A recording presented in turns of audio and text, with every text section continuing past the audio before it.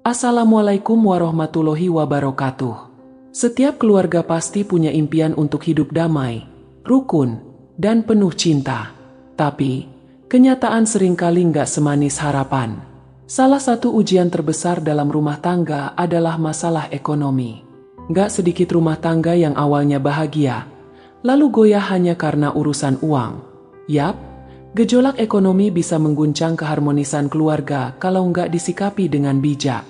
Di tengah tekanan hidup yang makin hari makin berat, mulai dari harga kebutuhan pokok yang naik, biaya sekolah anak yang melonjak, sampai cicilan yang terus berjalan, semua itu bisa bikin hubungan suami istri jadi tegang.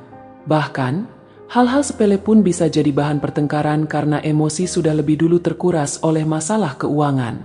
Nah, di naskah ini, kita bakal bahas dengan santai dan jujur soal bagaimana gejolak ekonomi bisa memengaruhi keharmonisan keluarga, dan gimana cara bijak untuk menghadapinya.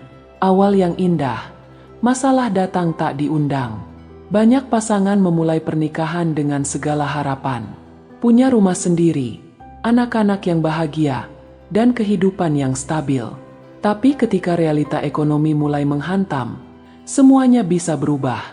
Gaji suami nggak cukup, istri mulai merasa serba kekurangan, kebutuhan anak nggak bisa terpenuhi, belum lagi cicilan kendaraan dan biaya listrik yang naik. Perlahan-lahan, komunikasi mulai renggang, rasa saling pengertian jadi berkurang, dan muncul ketegangan di antara pasangan. Masalah keuangan bukan sekadar soal angka. Ini soal tekanan psikologis yang dirasakan oleh setiap anggota keluarga. Suami merasa gagal, istri merasa terabaikan, anak-anak merasa nggak bebas menikmati masa kecilnya. Kalau nggak segera ditangani, situasi ini bisa bikin keluarga makin jauh dari kata harmonis. Saat ekonomi goyah, emosi ikut melemah. Coba deh bayangkan, suami pulang kerja dengan wajah letih, bawa gaji yang langsung habis buat bayar utang dan belanja bulanan.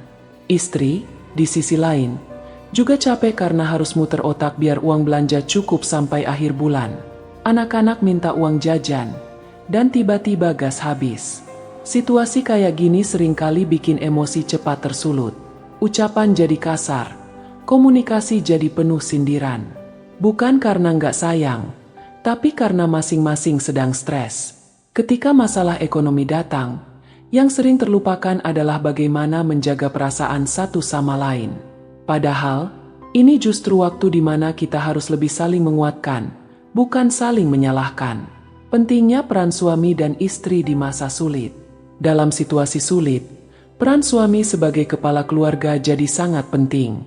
Tapi bukan berarti suami harus menanggung semua beban sendiri. Istri juga punya peran besar dalam menjaga kestabilan rumah tangga. Ketika suami sedang jatuh karena penghasilan menurun, istri bisa jadi penyemangat. Saat istri mulai lelah dengan rutinitas dan kekurangan, suami bisa hadir sebagai pelindung dan pendengar. Kuncinya adalah saling melengkapi, bukan saling menuntut. Jangan hanya fokus pada kekurangan, tapi lihat juga perjuangan masing-masing. Kadang, ucapan, "Aku percaya kamu bisa lewatin ini," dari istri bisa jadi penyemangat luar biasa buat suami. Komunikasi, obat mujarab di tengah gejolak. Salah satu penyebab utama keharmonisan rumah tangga terganggu saat krisis ekonomi adalah buruknya komunikasi. Suami stres tapi nggak cerita. Istri kecewa tapi cuma ngambek. Lama-lama, jarak emosional makin lebar. Makanya, komunikasi itu penting banget. Nggak harus selalu bahas uang.